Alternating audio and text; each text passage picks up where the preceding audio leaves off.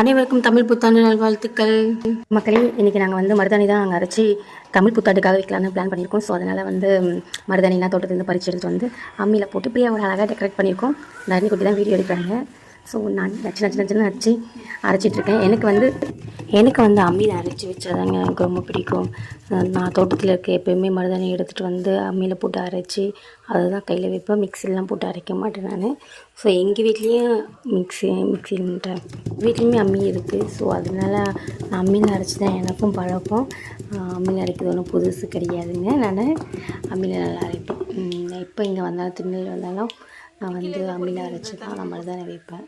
இந்த அன்னிக்குட்டிக்கு தான் ரொம்ப எக்ஸைட்மெண்ட்டாக இருக்கும். மாதிரி சும்மா உட்காந்துக்கிட்டு என்னம்மா பண்ணிட்டேன், இது என்னதும்மா, இந்த லீஃப் என்னம்மா, இது என்ன ஷேப்புமா, அது என்ன ஷேப்புமா சொல்லிட்டு பேசிகிட்டே இருப்பான். அவன் தான் ஃபுல் வீடியோவும் டானிசல் வந்து எடுக்க போகிறாங்க.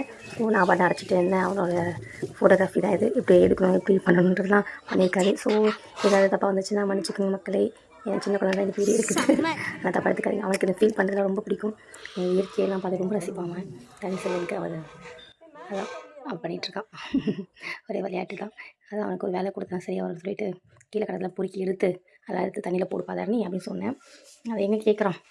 நாங்கள் மருதாணி அரைச்சி முடிச்சு ரொம்ப நேரம் கழிச்சு தாங்க நாங்கள் கையில் வச்சோம். நாங்கள் நைட்டு ஒரு 11 மணி இருக்கும். அந்த டைம் தான் நாங்கள் மருதாணி வைக்க ஸ்டார்ட் பண்ணோம். நான் வந்து என் கைக்கு சின்னதாக ஒரு டிசைன் போட்டு வச்சுட்டேன். ஆனால் அந்த அடி செலவு இருக்காங்க பார்த்தீங்களா, அம்மா வைமாடலாம். சரி வைக்கலான்னு பார்த்தேன். எனக்கு ஒரு யோசனை வந்துச்சு.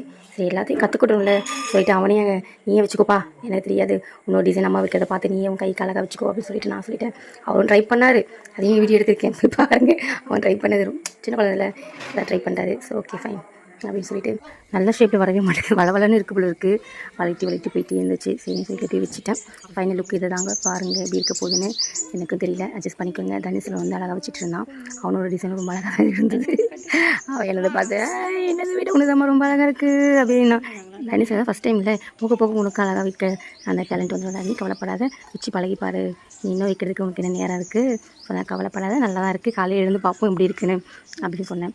ஓகே மம்மி சரி பார்க்கலாம் அப்படின்னு சொல்லிட்டாரு. சரி பார்ப்போம். தனுஷன் லெஃப்ட் ஹேண்டுக்கு அவரே ட்ரை பண்ணி வச்சுட்டாரு டிசைனை.